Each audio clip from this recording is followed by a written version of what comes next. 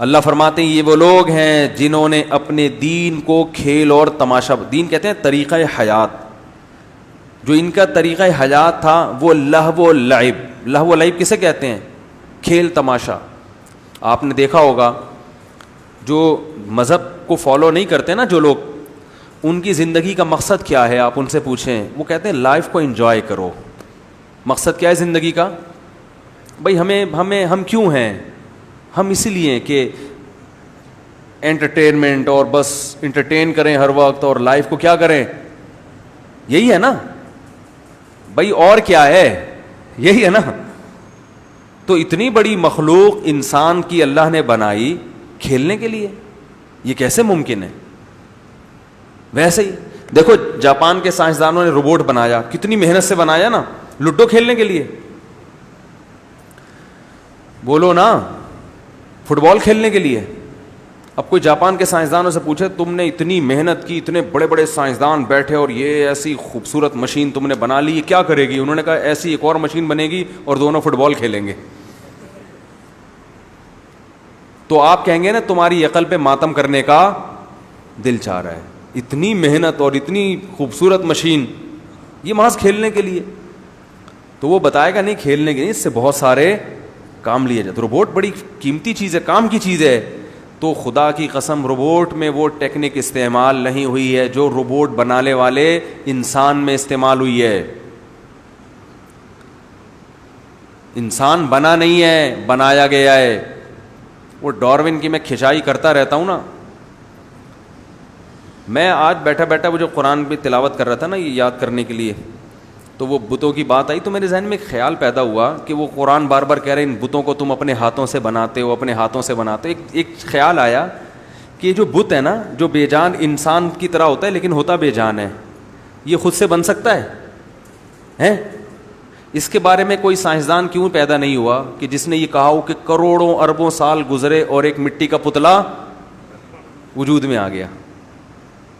لیکن اگر یہ مٹی کا پتلا اس میں جان بھی پڑ جائے، یہ جو آنکھیں اس کی لگی ہوئی ہیں اس سے دیکھتا بھی ہو، یہ جو ناک اس بت کے لگی ہوئی ہے اس سے سونگنا بھی شروع کر دے، اور یہ جو کان اس کے لگے ہوئے ہیں اس سے سننا بھی شروع کر دے، اور یہ جو بت کے زبان ہے جس کو قرآن کہتا ہے یہ بول نہیں سکتے، یہ بولنا بھی شروع کر دے، اور یہ کھانا اور ہضم اور پھر یہ ہنسنا اور رونا اور یہ سارا پروسیس اور ذہانت شروع ہو جائے، تو کیا اس چلتے پھرتے بت کے بارے میں یہ کہنا ممکن ہوگا کہ یہ کروڑوں سال پروسیس سے گزرنے کے بعد خود سے وجود میں آ گیا ہے؟ بہت مشکل ہے یار، بہت مشکل ہے۔ یہ ہماری جو لمس یونیورسٹی ہے نا اس میں یہی پڑھایا جا رہا ہے کہ انسان، اور یہ سارے پڑھ پڑھ کے کیا ہو رہے ہیں؟ کافر ہو رہے ہیں، اپنے بنانے والے کا انکار۔ ان سے کوئی پوچھے کہ پتھر کے بنے ہوئے بت کروڑوں سال بعد بھی خود سے وجود میں نہیں آئے، تو یہ چلتے پھرتے بت، یہ چلتے پھرتے بت جو سونگتا بھی ہے، دیکھتا بھی ہے، سوچتا بھی ہے، ہنستا بھی ہے، اس میں فیلنگ ہے، اس کے جذبات ہیں، اور بڑا ذہین ہے، جو کروڑوں بتوں کو بنا رہا ہے، یہ بت اتفاق سے وجود میں آ گیا، بندر سے ترقی کرتے کرتے ایسا اتفاق سے ہو کے آ گیا۔ خدا کی قسم دنیا میں اس سے بڑی حماقت اور پاگل پنے کی بات آج تک کسی نے نہیں کی ہوگی۔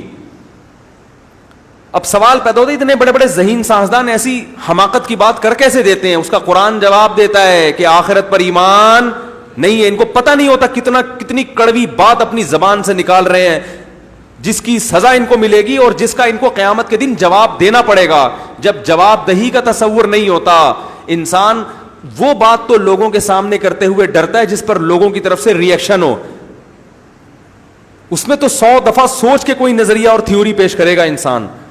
لیکن خدا کا چونکہ خوف نہیں ہے، آخرت پر ایمان نہیں ہے، تو خدا کے بارے میں جو چاہے کہہ دو۔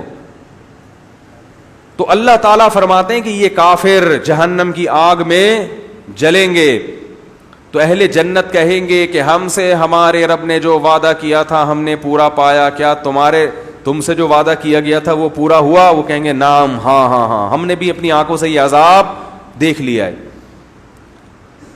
اور اللہ فرمائیں گے یہ وہ لوگ تھے جنہوں نے اپنی زندگی کے مقصد کو کھیل اور تماشا، جیسے روبوٹ محض فٹ بال کھیلنے کے لیے نہیں ہوتا، ایسے ہی خالق کائنات نے اتنی خوبصورت مخلوق محض انٹرٹینمنٹ کے لیے پیدا نہیں کی. اس کا بھی ایک مقصد ہے, وہ مقصد قرآن بار بار بیان کرتا ہے, آزمائش. کون میرا شکر گزار بنتا ہے, بن دیکھے ایمان لاتا ہے, اور کون میری نافرمانی کرتا ہے. اور دنیا میں جو آزمائش ایسی ہو کہ اس امتحان کے بعد رزلٹ ہی نہ نکلتا ہو, اس سے بیکار امتحان دنیا میں کوئی, وہ امتحان لینے والا پاگل ہوتا ہے. تو اللہ نے اگر ہمیں آزمائش کے لیے پیدا کیا تو ہم دیکھتے ہیں اس دنیا میں نتیجہ, بولو بھائی, نہیں نکلتا. یہاں تو ظالم ترقی کرتا ہے اور مظلوم پستا چلا جاتا ہے. جو قتل کرنے والا وہ بازاروں میں گھوم رہا ہوتا ہے, اور جو بے گناہ ہوتے ہیں ان پہ قتل کا کیس بن کے وہ اندر. سچے لوگوں پہ تہمتیں لگتی ہیں, وہ مجرم نہ ہونے کے باوجود بدنام ہو جاتے ہیں, اور جو اصل مجرم ہوتے ہیں ان پہ وہ متقی اور پرہیزگاری کے روپ میں گھوم رہے ہوتے ہیں. یہ تو بڑا دو نمبری ہے اس دنیا میں.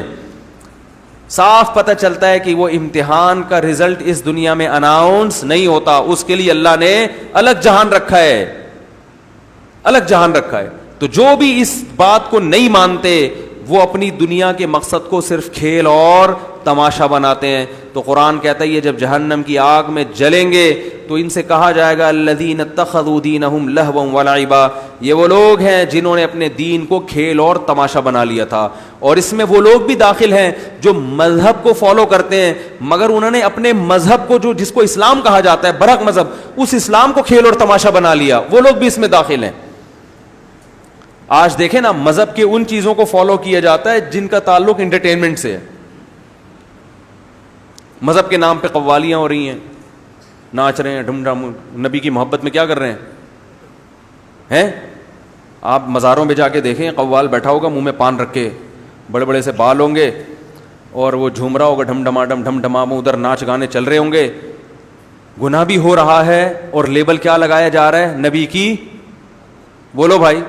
تو یہ بھی دین کو کھیل, اور اس کے لیے پیغمبروں کو اللہ نے بھیجا ہے, ان چرسیوں کے لیے بھیجا اللہ نے پیغمبروں کو, ان چیزوں کو پروموٹ, بھنگ پی کے اور چرس پی کے لگے ہوئے ہیں سارے, اور دھمال آ رہا ہے. وہ دیکھا ہوگا آپ نے یوٹیوب پہ کرنٹ والے بابا, وہ پڑھ رہے ہیں, کوئی بندہ آتا ہے اس کو یوں لگایا, وہ گھومتا ہے. یہ کون سا بابا ہے بھائی؟ کیا پیغمبروں کی تعلیمات ان حماقتوں کے لیے تھیں, ان ناچنے والے لوگوں کے لیے ہیں؟ یہ چیزیں پیغمبر پروموٹ کر کے گئے ہیں دنیا میں. اللہ نے اس کے لیے پیغمبروں پہ پتھراؤ ہوا ہے, ان کے خون جوتوں سے بھرے ہیں, وہ اس چیز کے لیے ہوا ہے یہ سب کچھ. فلانے بابا وہ آ رہا ہے تو کرنٹ لگ رہا ہے, وہ بابے آ کے سرتے, وہ بابا کا ہاتھ چومتے ہیں تو وہ کلابازیاں کھاتا ہے. سب کو چترول لگاؤ ایک دفعہ تمیز سے, سب سیٹ ہو جائیں گے. مزاروں پہ جا کے دیکھو, دیگوں پہ دیگیں, لنگروں پہ لنگر, اور قوالیاں چل رہی ہیں, اور بے پردہ عورتیں بھی آ رہی ہیں, اور وہ جن چڑیل, کوئی جن اتارنے مزار پہ جا رہا ہے, کوئی بھوت